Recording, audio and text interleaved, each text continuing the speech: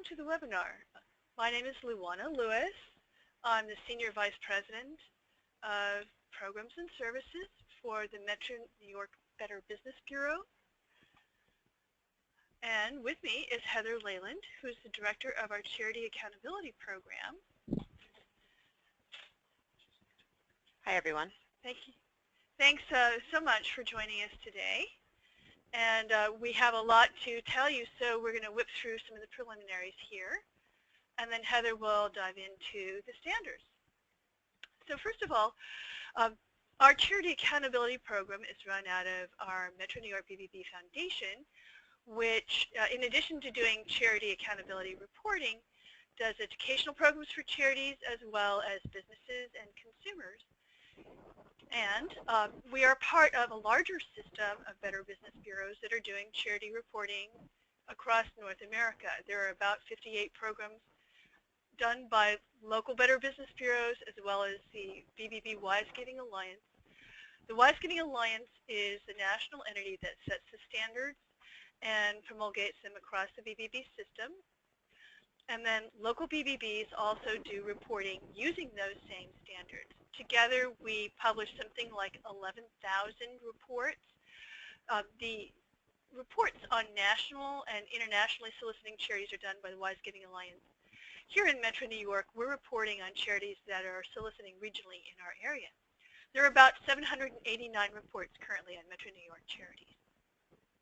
So why do we do this? We often get this question. Because the name is Better Business Bureau, people say, well, why are you doing charity reporting? And the answer is we've been doing it for a long, long time, way back to the 20s, in fact, when we started getting inquiries from businesses and consumers who were getting solicitations and asking us if charities were legitimate and if the solicitations were trustworthy. The standards as they currently exist evolved more recently. We've been doing a charity accountability program here in Metro New York for over 25 years. But only recently, using the standards that currently are in force, they came into being around 2001 when at the national level, an entity called the National Charities Information Bureau merged with a BBB entity and formed what's now known as the BBB Wise Giving Alliance. To form the standards that are currently in play, those two organizations merged their standards and they added a couple more, working with a blue ribbon panel of experts. And the standards cover key practices in a variety of areas. It's not just financial standards. It covers governance and oversight issues, certainly financial management, but whether or not a nonprofit measures and reports to its board of directors on its effectiveness and impact against your mission, and especially how you solicit, what kind of fundraising and informational materials you have, and whether those materials accurately depict what's going on with your charity and how donations are used. Above those are several recommended practices that were put forward by a panel of experts, and they include absolutely adhering to the law, using diversity and pluralism in all your practices, and more than anything else, putting a priority on transparency and ethical behavior in all nonprofit operations, because that is the core of the charitable identity. So what are the concepts on which these practices were based? There are 20 standards of charity accountability, and they rest on actual practices that we believe help charities be successful and effective in their work and serve their audiences better. We don't have ratings. Other organizations have ratings. What we do is we evaluate whether or not a nonprofit is using the 20 standards, the 20 practices that we recommend, and then we report on that in BBB Charity Reports. We're looking especially for accuracy and integrity in the way charities solicit, and we're looking not only at things like 990s, but we're looking at audited financial statements or other financial statements that have been prepared using what are called generally accepted accounting principles. Those are the financial reporting standards that are put forward by an organization called the Financial Accounting Standards Board. And there's been some recent news. Back on August 18th, I think it was, FASB, the Financial Accounting Standards Board, issued a very significant update of their accounting standards, and we'll talk a little bit more about that. But it's something that your organization will want to investigate, learn about in detail, and come into compliance with the help of your auditors. Accountability is more than financials, but a big part of what we look at, we also look at things like solicitation materials, and we'll talk about that in more detail. So what's the benefit? Why do this? Who benefits? Well, among the beneficiaries are donors. Because BBB charity reports offer an extremely quick and free way for them to check and see if a charity is using practices that meet high standards. And for those charities that do meet all 20 of the standards upon evaluation, there's an optional seal, which is the BBB brand. It's a trust mark. It's extremely well recognized. And that is available to charities who have first gone through the process. There is no fee to go through the evaluation process. If you meet all 20 standards, you're noted as accredited on our website without any fee. But if you decide that you want to license the BBB seal for fundraising purposes, there is a sliding scale fee for that. Not everybody does that. I would say that about 60% roughly of the charities that are accredited currently with us in Metro New York decide to license the seal and use that in their fundraising. The others don't, and that's just fine. We also think that charities themselves benefit by going through the evaluation process. The standards are meant to represent practices that will help charities succeed, as well as help ensure that their relationships with donors remain smooth and on a trustworthy basis.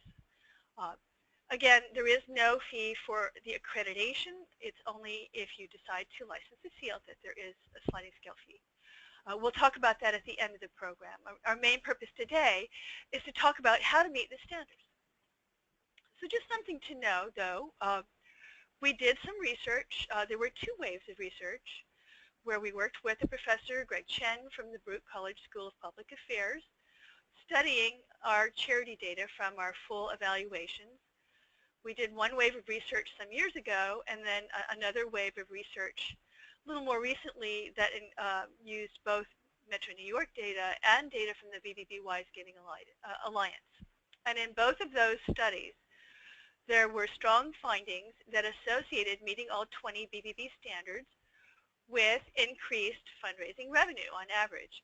And the most recent study, which came out in 2013, here in Metro New York, meeting all 20 standards was associated with, on average, something like 13.5% more in fundraising revenue for the charities that were evaluated. And even nationally, those tend to be much larger charities, there was still an association that was strongly positive of an 8% increase. And the details are here at this website, newyork.bbb.org/charity study. And we will be sending these slides to you after, so you'll be able to review all of this data if you want on your own. Then about 2 years ago, completely unknown to us, an organization called Able Altruist conducted a survey. They reported of a very large panel of respondents, 3,861 of them, in which they asked questions about whether donors, potential donors, valued trust marks, charity trust marks on websites, and whether it made them more likely to give. And they said, in significant numbers, 55% said they were looking for seals on charity websites. Over 50% again said a seal would greatly or modify their likelihood of giving. And we were pleased to see the BBB accredited charity seal was ranked as the one most likely to influence a donor's decision to give. And once again, there's a URL down there at the bottom of this slide, which you will get, showing where you can find the study results reported online. Then this year, at the national level, the Council of Better Business Bureaus did a study with the help of Nielsen to understand the value of BBB trust marks in general, and among the things they tested was the BBB charity seal. And in the U.S., 50% of the respondents for that study said they were more likely to donate if a charity displays the BBB accredited charity seal on appeal. So we just put that forward to you as a value that can fall to the charity that goes through the BBB charity evaluation process, and then that optionally, it's completely voluntarily, decides to license the seal. We do give our information on our website here at ny.give.org. It's really a vanity address that goes to a page on the BBB website here where it's easy to find all of the information for donors and charities. And we do highlight our accredited charities there and seal holders. Let me just turn it over to Heather now to talk about the actual process of charity accountability evaluation and how we move forward with that. Heather? Great, thank you for that introduction, Luana. So the Metro New York Better Business Bureau would like to review charities that are at least 3 years old and have about $250,000 in publicly solicited donations per year. If your organization is purely run on government contracts or something of that nature, then it may not necessarily fall within the scope of the type of organizations we're seeking to review. However, we will always do a report if a charity requests that we do it.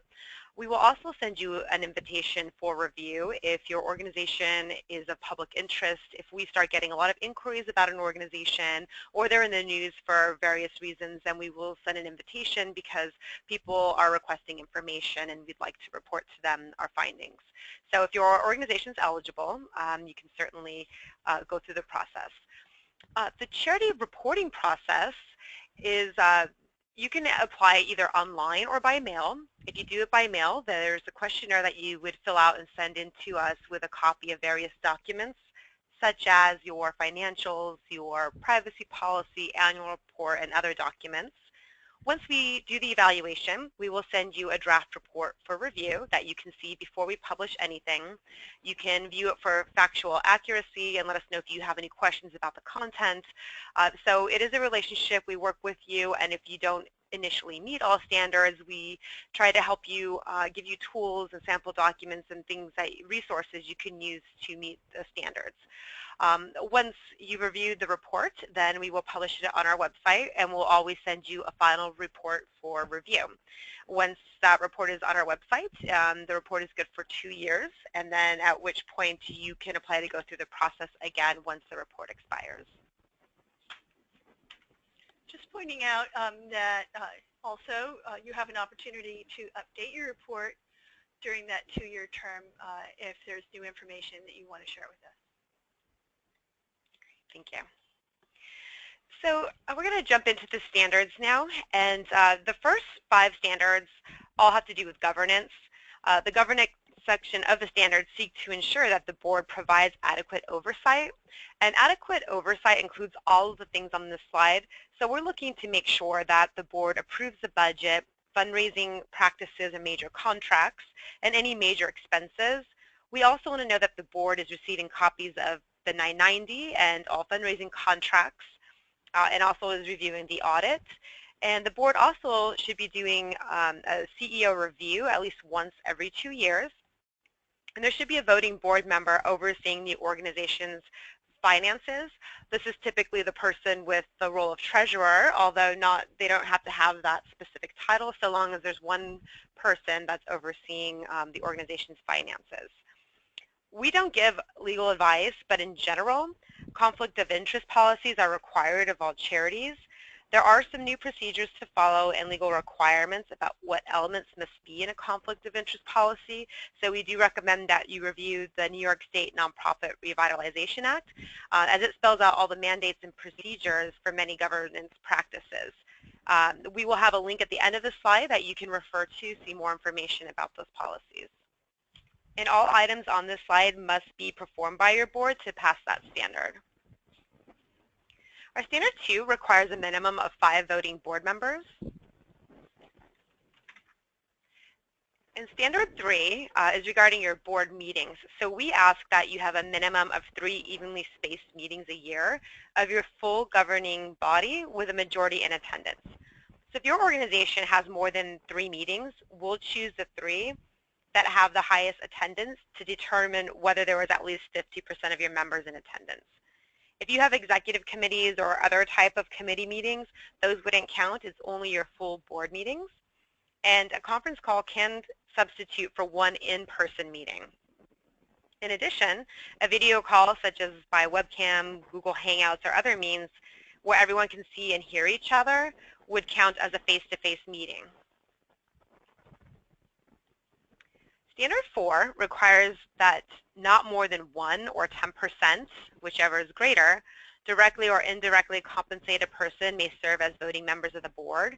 And when we say directly compensated, we're referring to anyone receiving compensation in any form, such as cash payments or in-kind, and that might include benefits such as health insurance, for example. Indirectly compensated is referring to voting members of the board who are direct family members of directly compensated individuals, and that includes both board members and staff. Also, it's important to note that the chair cannot be the same person who's performing the role of CEO or COO, regardless of whether or not they're compensated. These must be two distinct roles. Next slide, please. So, standards 1 and 4 regarding the governance, a charity must have both a board chair and a treasurer, and these two roles cannot be carried out by the same person. In addition to that, the board chair and the executive director may not be the same person regardless of whether or not they are compensated. So standard 5 regarding conflict of interest, there shouldn't be any transaction in which any board or staff member has a material conflicting interest with the charity resulting from any relationship or business affiliation. So what this means is that an organization should always be seeking competitive bids and exclude that related party from voting, and this is to ensure that there's arm's length within any of these transactions. New York State law has very specific requirements touching on conflict of interest policy requirements, related party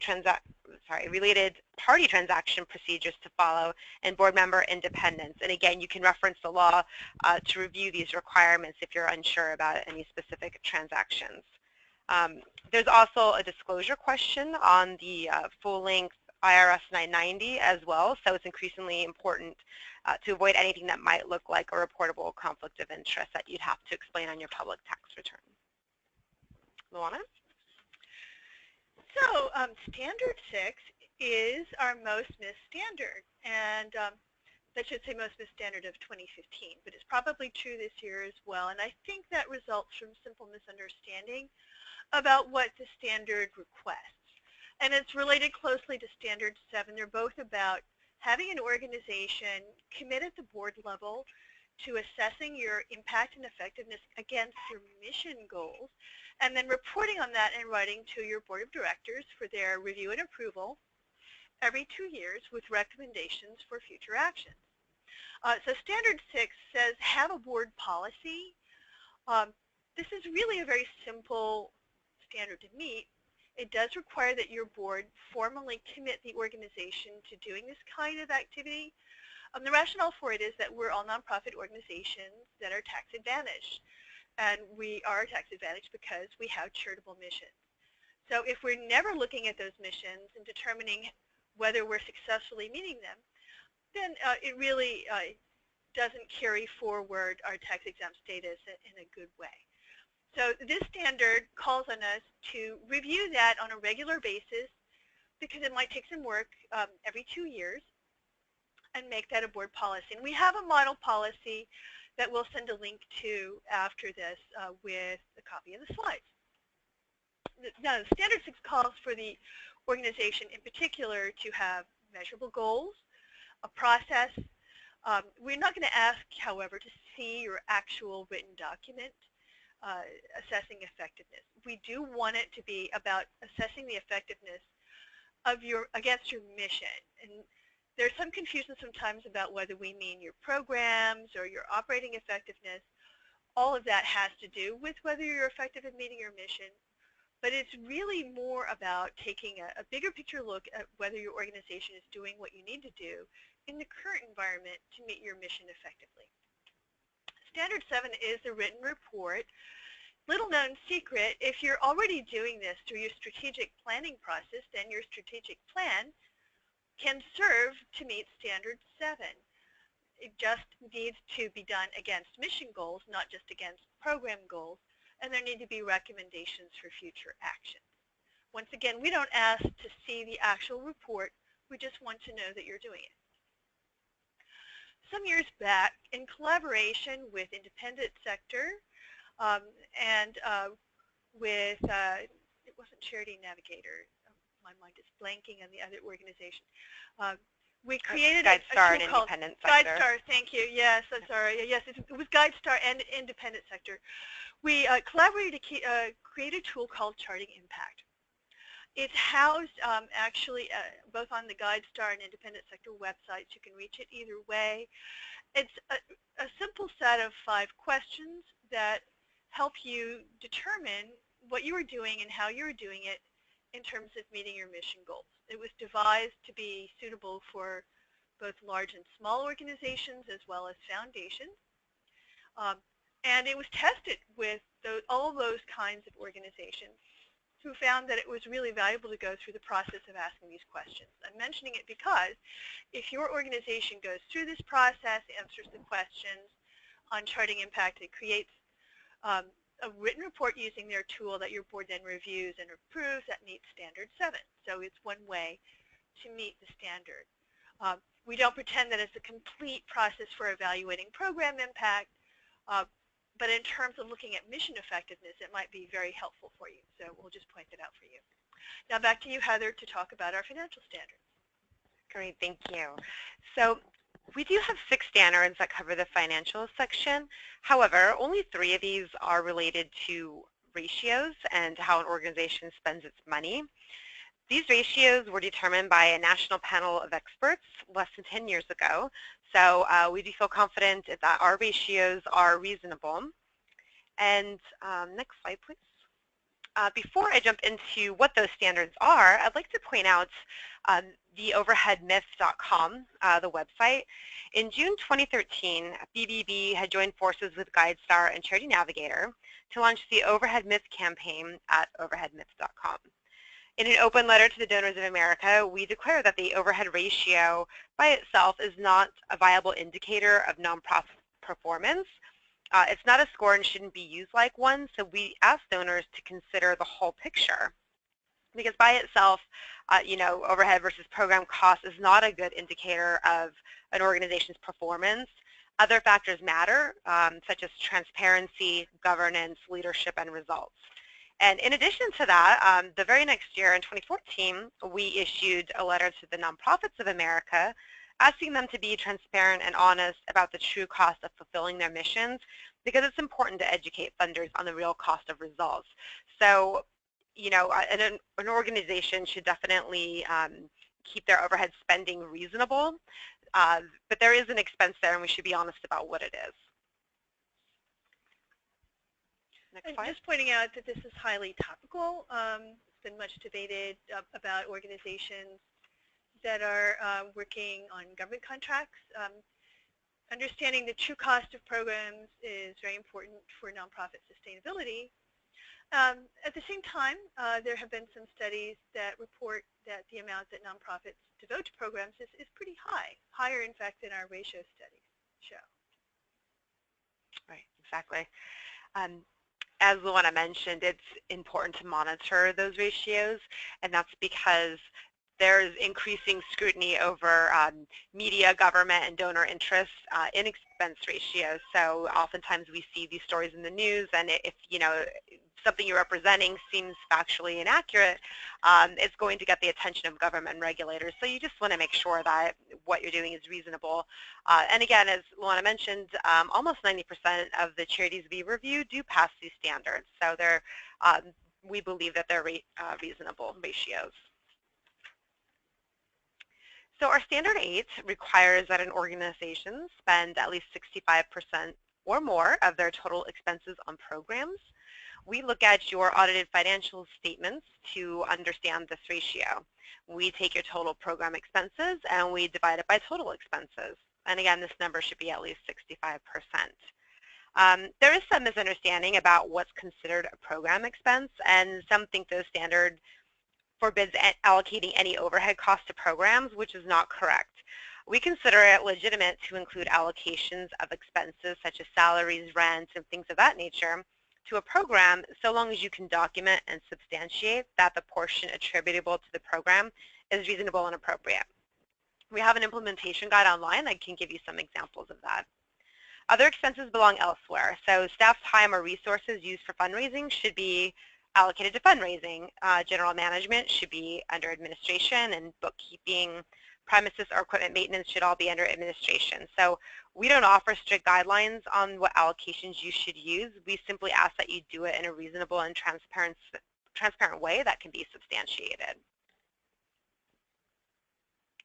Standard 5, again, using the charity's audited financial statements, we divide the reported total fundraising expense by total reported related contributions in order to determine the ratio of fundraising expense to related contributions.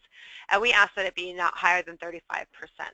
And what that means is that for every dollar you raise, it doesn't cost more than 35 cents to raise that dollar.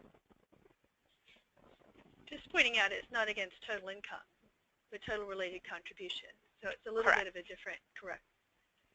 Right, and this slide is explaining what those related contributions are. So it's basically the money that is a result of your fundraising efforts, the money that you raised by sending out those direct mail pieces, by receiving donated goods, having special events for your donors. One thing to note about that is that under special events revenue, any amount that's attributable to direct donor benefit, such as meals and entertainment, are not considered fundraising expenses. So you want to make sure that you break that out so that you don't overinflate your expenses. Other expenses such as printing and promotion of the event that are related to those efforts, those are considered fundraising expenses. So we just ask that you disclose and break out the gross revenue, fundraising costs, and donor benefit so that we can exclude it from that calculation if it's not clear in your financials. Another thing to note is regarding government grants. If your organization gets government grants, we consider that a related contribution. However, if it's a contract, and there is some gray area on what that entails, and if you're not sure the difference, I'd be happy to discuss if you guys email or call me. But government contracts, we don't consider related contributions, and that would not skew your fundraising percentage. Next slide. So valuing your in-kind donations, you want to make sure that things are properly valued. So for example, if you're getting services that would normally be performed by a professional with a specialized skill, if you're getting that for free and you would have had to otherwise pay for that service, there is a value to that, and that needs to be recorded in your audited financial statements. This is something that your accountant is probably familiar with in terms of the value per hour that you're getting from that person's services. So you just want to make sure that it's accurate. And again, you can refer to the FASB update that just happened, I should say just happened, but June of 2014, it states that you do have to recognize those services from an affiliate. And this, the third bullet down, the Statement of Financial Accounting Standards 157, is a really great resource as well if you're not sure about how to value those type of services. There's some great examples in there that can help you out. We do sometimes see issues about that where you might have an affiliated organization doing services for your organization, and it isn't always properly attributed in financial statements. So rely on your accountant for help in understanding what to report that way. Great, thank you. So our standard 10 is in regards to accumulation of funds.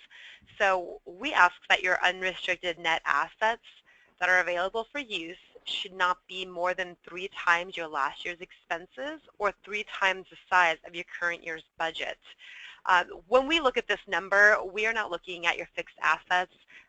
Land and buildings obviously are fixed assets with a very large value, and that's money that can't be spent. Those are your fixed assets. So we're looking at whether you're accumulating funds.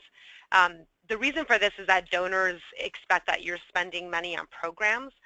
And there are times when your certain types of organizations do require this type of unrestricted net asset due to their mission and to fulfill their mission goals. And if that is in fact the case for your organization, you can still meet this standard so long as you disclose this situation at the point of solicitation. So there are some we do provide some sample statements that you can use to tailor it for your specific needs. But like on your donate page on your website or your direct mail pieces, you would have to disclose that, yes, we have, X amount of unrestricted net assets, which is about 5 times last year's budget, something of that nature, so long as the donor understands the reason for this unrestricted net asset. Also important to note, we're not counting donor-restricted funds, but board-restricted would be included in this number because the board is able to unrestrict that money at any time. If you have questions about what this means, please, again, feel free to contact me or look at our implementation guide because there's oftentimes some confusion about the standards. I just want to be clear about that. Again, I know I mentioned this, but it's important because donors do expect that you're spending money on programs, and there is public research to back up this. And you want to just make sure that you're disclosing to your donors. Our Standard 11 is calling for the availability of financial statements upon request, and this means that if your organization has over $500,000 in income per year, a full CPA audit is required. If you are between $250,000 and $500,000, a full CPA review is required. Anything under $250,000 is an internally prepared statement. So depending on where you fall in this threshold, that is the financial document that the BBB would be reviewing, whatever it is by law that you're required to have. And again, the financial statements have to be prepared in accordance with generally accepted accounting principles. Our Standard 12 is asking for, to include in your financial statements, a breakdown of expenses by program, fundraising, and administration. So if your organization has more than one program, you would need to have program expenses for each of your programs in addition to the fundraising and admin for each program. Our next slide has an example of what this might look like. You want to be sure that your charity is not underreporting expenses or overreporting them, because your financials are a fundraising representation and need to be accurate. So again, this is a sample of what it could look like, and as you can see, we've got it broken down by program, fundraising, admin, and each of the categories to the left, the salaries, travel, and postage, have a little bit attributed to each one of these as appropriate. You want to be sure that you're prepared to show that any expenses allocating to programs belong there. This is important. It's a critical management tool for staff and board.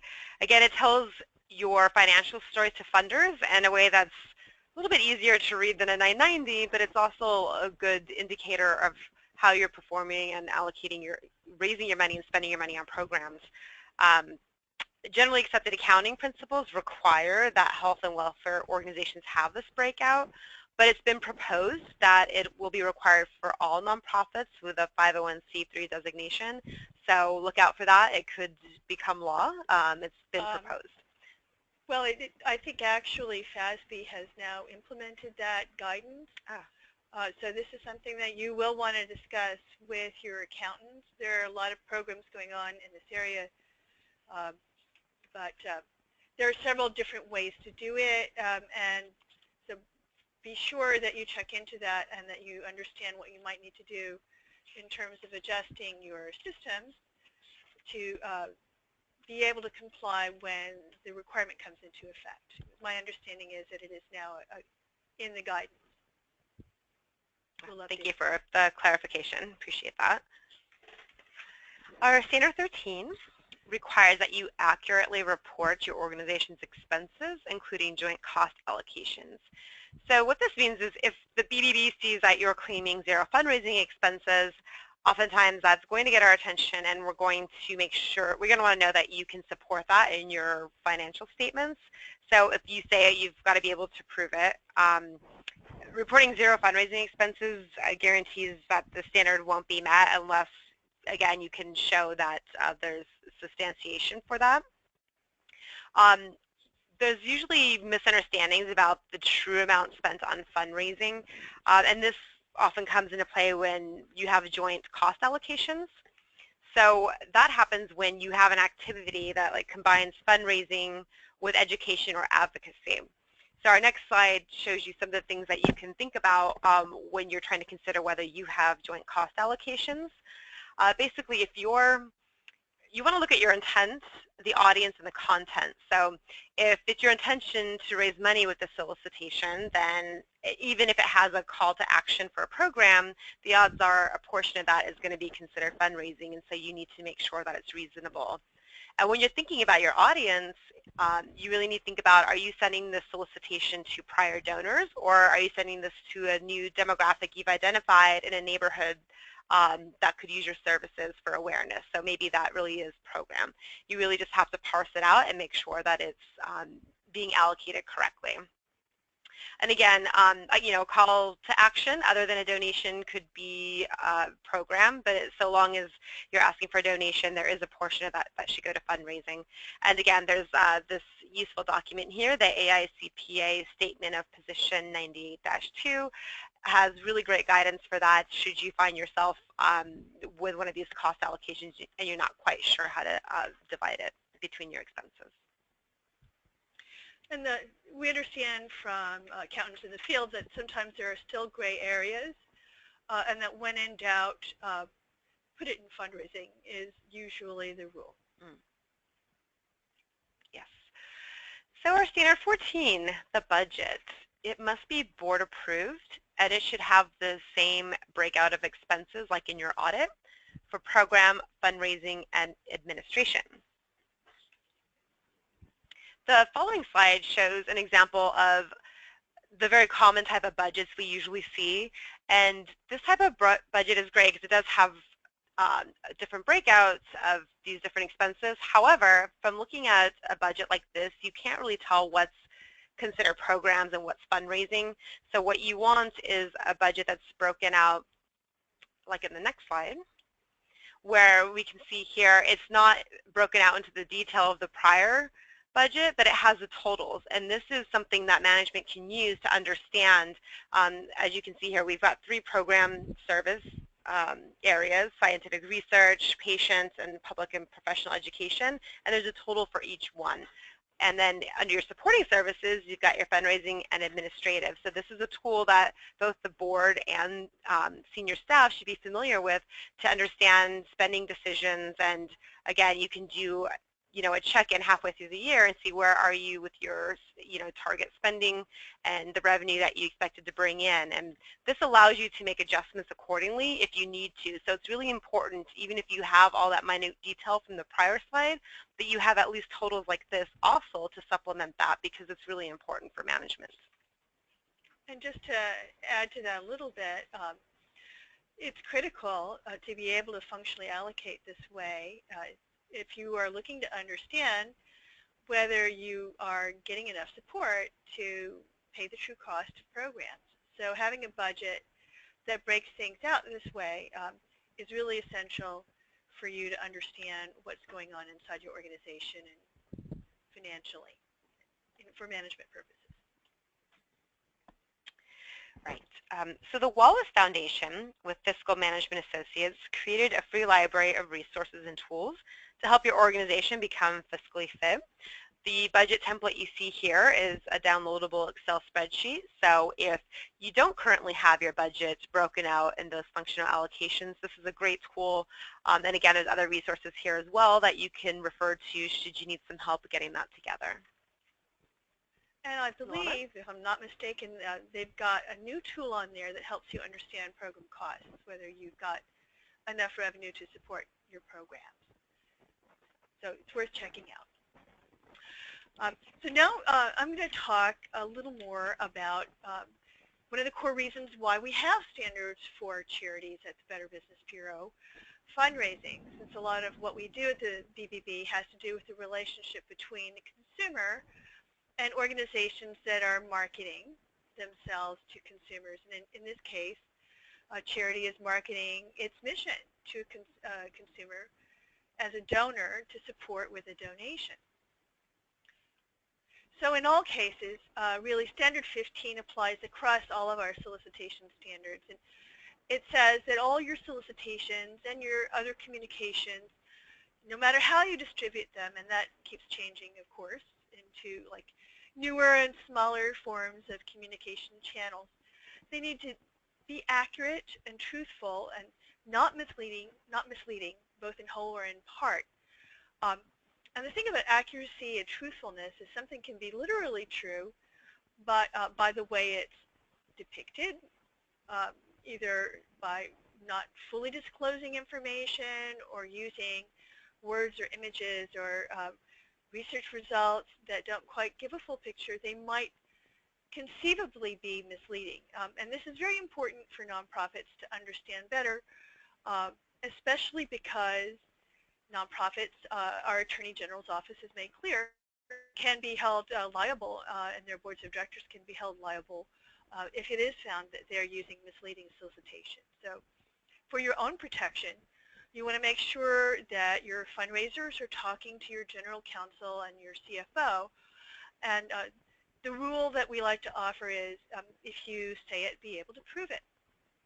If you can't prove it, don't say it, and make sure that you give enough information for the donor really to know how the donation is going to be used. So here's what we're looking for in Standard 15. We want full and accurate disclosure, both in written and graphic representations that you make about what your charity does with donations. That could include, but not be limited to, are the stories you're using in solicitations and the photos, are they up to date and accurate? If you describe a photo as being of a client, is that what it really is, or could it be a stock photo? You want to make sure that it's accurate in every conceivable way. Are you using facts, figures, impact ideas? Whatever you're saying about how the donation is going to be used or the impact of the donation, you need to make sure that you can substantiate that. We do recommend very strongly that nonprofits not use overhead ratios in fundraising appeals. And what we mean by that is you'll sometimes see fundraising solicitations that say things like 100% of your donation will go to support our program. That might be a very powerful appeal, but if we see it, we will ask you to substantiate it. Usually when someone is using that kind of appeal, there's a reason why. For example, it may be that your board of directors is paying all of your fundraising and general administrative costs so that people who donate in response to a public solicitation really can see all of their donation go to supporting programs. If that's the case, then you need to disclose that right in conjunction with the claim. But the problem with making that kind of claim at all is that it gives the erroneous impression that nonprofits don't need to spend money to fundraise. And of course they do. In fact, it's quite important for organizations to be able to build their capacity within reason. So we suggest that you not do that. And again, you want to be able to show that your charity will do what it says it will do with the donation and tell the donor enough about the donation so that they'll know how their funds will be used. I think we've talked about this. The one thing I would add to it is that sometimes new or charities with emerging programs that are new don't necessarily say enough for donors to understand what the purposes are. And of course, when you solicit, you must use funds for the purposes that you have in the solicitation. And some charities have stumbled rather badly in this area, often in the disaster relief area, where the words or phrases that you use in the solicitation don't necessarily accurately depict all the potential uses, because that's hard to anticipate in a disaster situation. So if you're planning a major campaign, it might be a good idea to check with your general counsel or your accountant to make sure that the solicitation language that you're using is really broad enough to accurately depict how the funds will really be used so that you're not misleading the public. That's the key thing that regulators care about and that we care about. But also that it's specific enough so that the donor can have a really solid idea of how their donation will be used. Standard 16 is also one of our most missed standards. This is the standard that calls on a charity to have an annual report available to all on request. Now, the phrase annual report can be misleading. It doesn't have to be called an annual report, actually. It just needs to include these elements in writing that's available on request: your mission statement, a brief summary of your past year's program results, a roster of your officers and members of your board, and then a summary of your financial performance information, including your total income for the prior year, expenses, again, functionally broken out, just the totals into program, administrative, and fundraising categories with your ending net assets. It can fit on a single piece of paper. We do sometimes hear charities saying, well, we have this on our website, but it might be scattered all over the website and hard for a donor to find. What we are saying is make it easy for the donor to find, because this is your case statement that tells the donor what your organization is doing with donations. So again, it doesn't have to be fancy. It doesn't have to be something expensive. And little known secret, it could be your 990 if you're making that publicly available. Now the 990 is not a particularly donor-friendly document, but if it includes all of those requirements, again, mission statement, summary of program results, your officers and members of your board, and the summary of this financial information, it could meet our criteria for Standard 16 if you're making it available on request in print. But we would suggest that you have something a little more donor-friendly that's easier to read. Now, Standard 17 asks that you make the same kinds of disclosures available through your website if you're soliciting through your website, and most organizations are these days. Those could be any kind of solicitations, not just taking electronic donations through the website. If you're requesting people to call and make a contribution or mail in a contribution, that's still a solicitation. In addition to the type of information we're looking for in the annual report, we want to see your mailing address.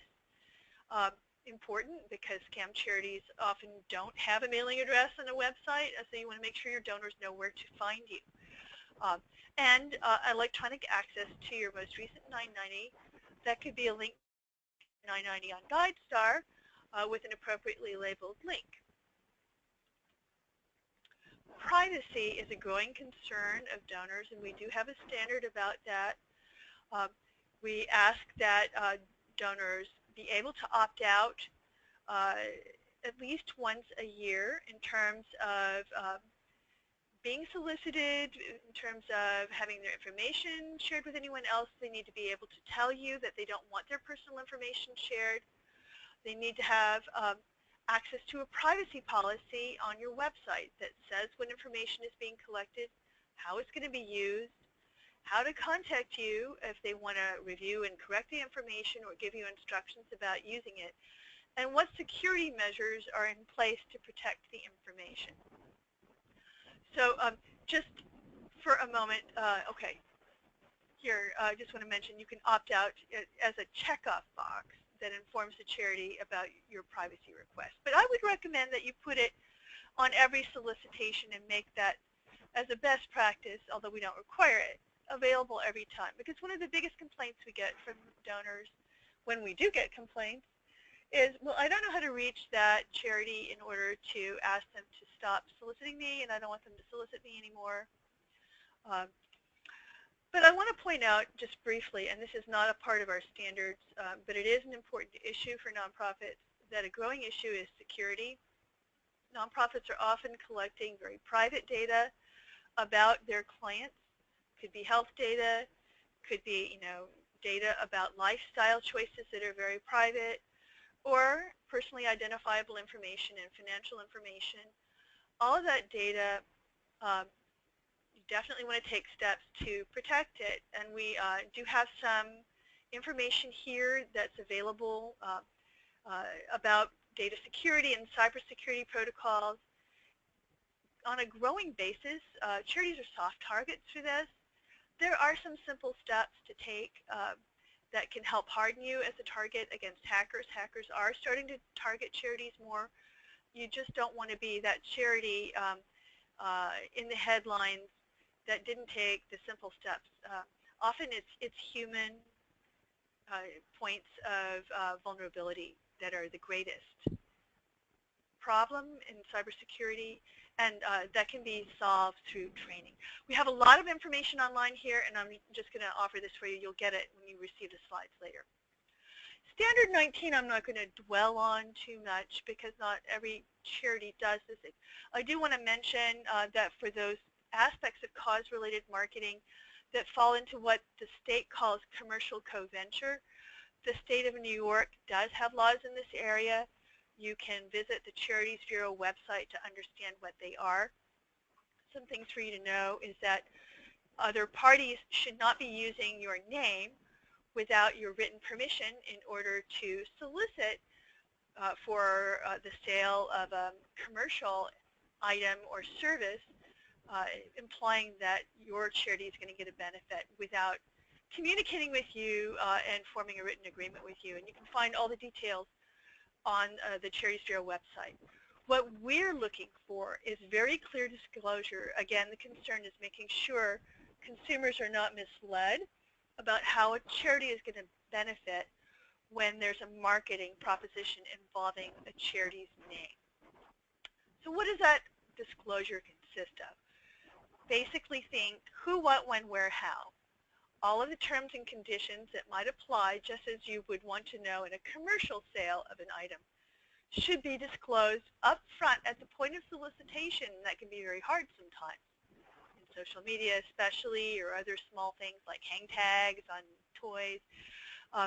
But the disclosure needs to be there. What's the actual or anticipated portion of the purchase price that's going to benefit the charity? It's a percentage or an amount. If there is a time limit to the campaign, you need to disclose the duration of the campaign and whether there's a maximum or guaranteed minimum amount or other limitations. Basically, if there are any issues that might limit what the charity should get, you should disclose them right away.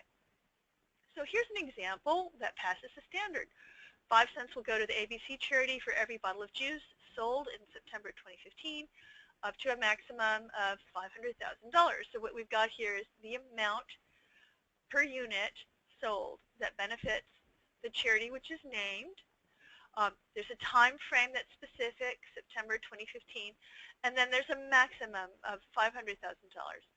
I would just add one thing that we've heard Charities Bureau folks say in public speeches is that they want to see what's called proportionality. In other words, if there are 1,000 units of juice with this kind of offer on it and the maximum is reached when 100 units are sold, then there would be 900 more units out in the marketplace with a cause marketing representation on it that was really a misrepresentation because no benefit to the charity would be triggered when that bottle of juice is sold. So if you were engaging in cause marketing, you want to make sure that the number of units corresponds pretty closely to what the maximum would be, so that there isn't a chance of misleading consumers.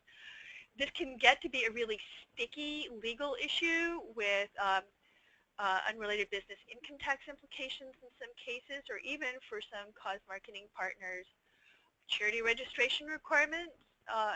And if you were looking into doing this in a big way, strongly recommend that you take both legal counsel and accounting counsel about all the potential implications and ensure that you protect yourself.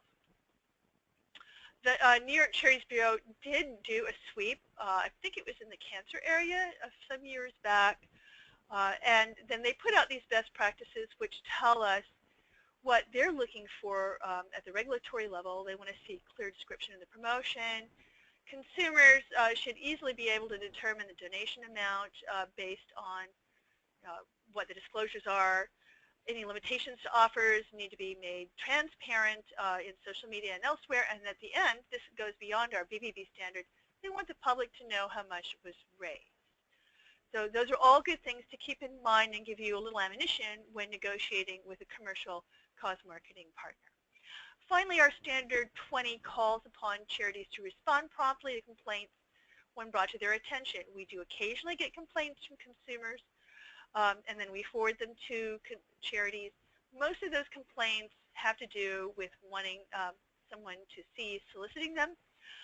but sometimes they're about not getting proper receipts or other things like that. So I just want to mention the top standards that were most frequently missed last year. Again, the effectiveness policy and annual report are right up there at the top, along with website disclosures. Below that, the budget, the effectiveness reporting, that's the written report, board oversight, board meetings, meeting frequently enough with sufficient attendance. You'll notice that the ratio standards are in there, but they're kind of at the bottom, and occasionally there are too many board members that are compensated, and a nonprofit doesn't meet that standard. These are all things that you can look at and make plans to come into compliance with well before you come to us to request an evaluation, or before we come to you if we have reason, such as public inquiries, to come and invite you to participate in a BBB charity report. We would strongly recommend coming into compliance with all the standards because they help you be effective. So here are some things for you. This is the address where you can find all BBB standards and the implementation guide to them. And the implementation guide is the list of rules that all BBBs, including ours, have to follow in order to interpret the standards. And they will help you understand how to meet them. You can also contact us, especially Heather, at any time, and her colleague, Mara McGinnis. I would be delighted to hear from you and answer your questions anytime. The New York Attorney General's Charities Bureau website is at this address, charitiesnys.com. You can find the latest regulatory information and guidance there. They are continually issuing new reports or updates to the Nonprofit Revitalization Act. There have been several recent updates, so it's good to check this on a regular basis and make sure that your organization is always in compliance with the law. As we mentioned earlier, only days ago, the Financial Accounting Standards Board issued its phase 1 of what they call an Accounting Standards Update, or ASU. These are very significant changes in guidance about how nonprofits should do their financial reporting, primarily in audited financial statements or other GAAP compliance statements. Our understanding is there will probably be another update that will follow in the future, so watch the space. In the meantime, there are lots of programs going on now and in the future about how to come into compliance with these. I don't think they phase in right away, but you should start making strides now to come into compliance with them. Here are several links that you might find helpful in terms of finding information, the actual text of the Nonprofit Revitalization Act. And then the Lawyers Alliance for New York, which happens to be a BBB accredited charity, has published a lot of recent updates, summaries about those on their website. So it's a great place to go to get the latest information. And Heather, would you like to talk a little bit about the seal? I think we have just a few minutes left, 2 minutes. Sure. Going through the BBB review process is completely free. However, only accredited charities that meet all of our 20 standards are eligible to license our brand. It's a federally registered trademark, so if you'd like to advertise your accreditation by putting our seal on your website or marketing materials, there is a small fee associated with your total fundraising solicitation amounts. You can find that sliding scale fee online, and a signed license agreement that's required because it is a trademark. So again, there's no cost to go through the review process, but there is a small fee just to cover the license agreement for the charity seal holder program. And this can be as little as $50 a year depending on the size of your organization. One of the benefits of the seal holder program, we do have 4 ads per year that highlight all of our charity seal holders and their websites. We do this in the spring, right around tax season, and then again in the holiday giving season. We usually have ads in the Daily News, the New York Philanthropy Observer edition. I'm sorry, the Philanthropy edition of the Observer, and then the Metro Magic Holiday edition is one we're going to do this year. So if you're interested in the seal holder program, please do contact me and I can give you more details about how to participate in this program. once you license the seal, this is what it would look like. You can put it on your website, and then when a donor clicks on that link, it would take them directly to your BBB report, confirming that you meet all 20 standards of accountability. Okay. And if you have any questions, Luana? Yeah, I was just going to check and see if we have any questions. I don't think we do at this time. So we do invite them. Go ahead, Heather. Yeah, you can reach us at ny.give.org for online information, and you can send us an email at charity@newyork.bbb.org. We answer all of our emails and phone messages daily, so please don't hesitate to reach out. Thank you. Okay, so we've reached the conclusion of our webinar, and we once again want to invite you to be in touch with us if you have any questions at all. Thank you so much for your time, and have a great day.